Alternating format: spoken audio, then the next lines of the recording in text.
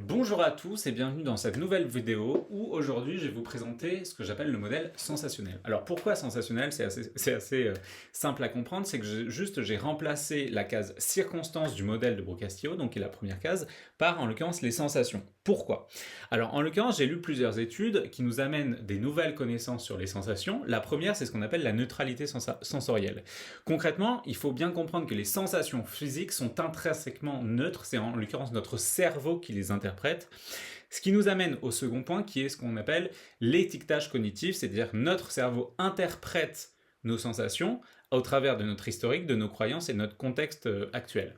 Ce qui nous amène au troisième point, ce qui nous intéresse le plus, ce qui veut dire que comme pour le modèle de Brocastillo qui nous permet de réinterpréter nos circonstances, en l'occurrence on peut réinterpréter différemment nos sensations.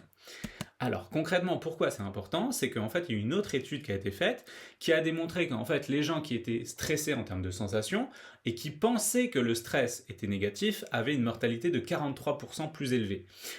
A l'inverse, les gens qui étaient tout autant stressés mais pensaient que le stress n'était pas forcément une mauvaise chose n'avaient pas une augmentation de ce risque-là.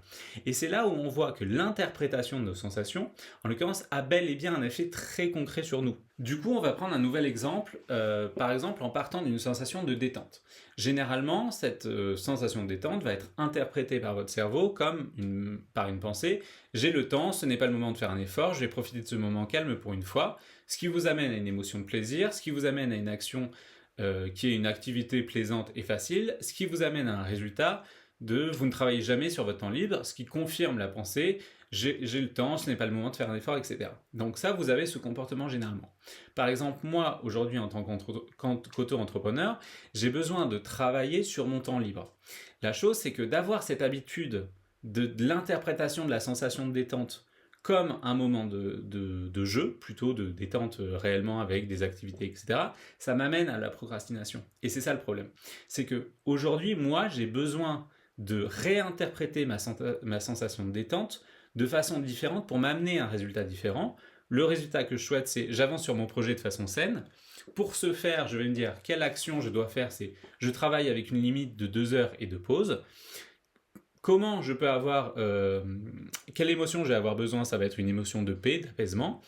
Et comment ressentir une émotion de paix et d'apaisement qui va m'amener à travailler avec une sensation de détente. Le reframing en termes de pensée, la pensée que moi que j'arrive à croire, c'est le moment parfait pour travailler et je n'ai aucune contrainte et je m'habitue à travailler de façon saine. Et en fait, c'est comme ça, petit à petit, que vous allez réinterpréter à l'envie vos sensations pour vous amener le résultat que vous voulez. On va prendre une autre sensation qui est plus difficile, qui est la fatigue de fin d'après-midi.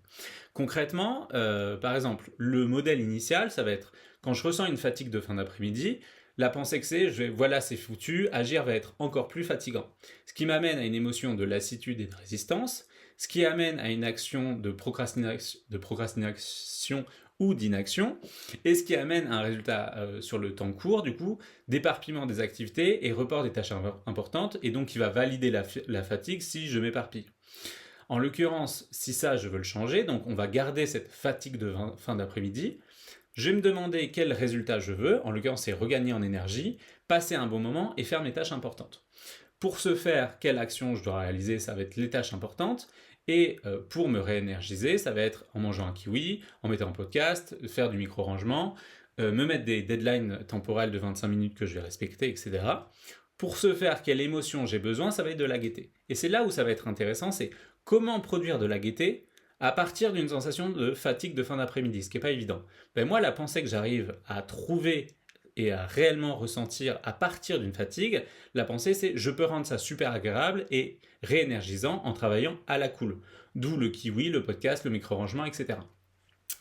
Et c'est là où, à partir d'une sensation, vous allez voir que vous avez un résultat complètement différent. D'une même sensation, un résultat complètement différent. On va prendre encore un autre exemple. Par exemple, pour une sensation de faim. Moi, généralement, la sensation de faim, la pensée, c'était « Oh merde, j'ai faim, oh je vais jamais tenir, je vais remanger n'importe quoi, etc. » L'émotion, c'est panique et un désamour de soi, de se dire « Putain, je suis même pas capable de résister à la faim, quoi. » Ce qui vous amène à une action de manger du sucre, ce qui vous amène à un résultat d'auto-dévaluation, de à chaque fois craquer face à une sensation de faim, un pic de glycémie et du coup de la fatigue, un renforcement de l'association que la faim est un problème, ok ? Et aujourd'hui, moi, la nouvelle interprétation que j'ai de cette sensation de faim, ben, je me suis dit quel résultat je veux, ben, c'est suppression de la faim parce que c'est pas agréable, une facilitation de la perte de gras et de la prise de muscle, et en l'occurrence que la faim devient un signal de renforcement de mon objectif. Ok. À partir de là, quelle action je dois faire? C'est je mange hyperprotéiné, et pendant que je mange, du coup, je fais un modèle sensationnel. Je prends un moment pour moi aussi pour me faciliter les choses, Pour ce faire, bah, je vais avoir besoin d'une émotion, personnellement, moi, de clarté et de fierté. Je vais vous expliquer l'animal après. Et en fait, la question, c'est comment je vais produire de la clarté et de la fierté à partir d'une sensation de faim. Et c'est là où on va être un peu créatif. Et moi, la pensée que j'ai, c'est par exemple pour la clarté, c'est je sais parfaitement optimiser mes collations pour atteindre mon objectif. Les protéines nourrissent sans faire grossir, ça moi je m'y connais. Et pour la fierté, ça peut être easy, mais je mange comme un chef de clan, un alpha.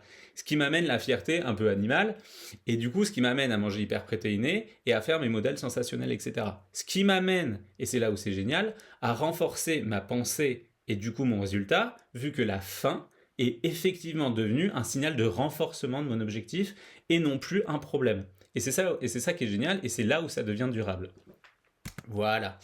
Du coup, moi j'espère que cette vidéo vous a plu, j'espère que vous allez essayer ce modèle en réinterprétant vos sensations, en interprétant de façon assez libre et assez créative, et aussi faites vos essais-erreurs avec ce modèle.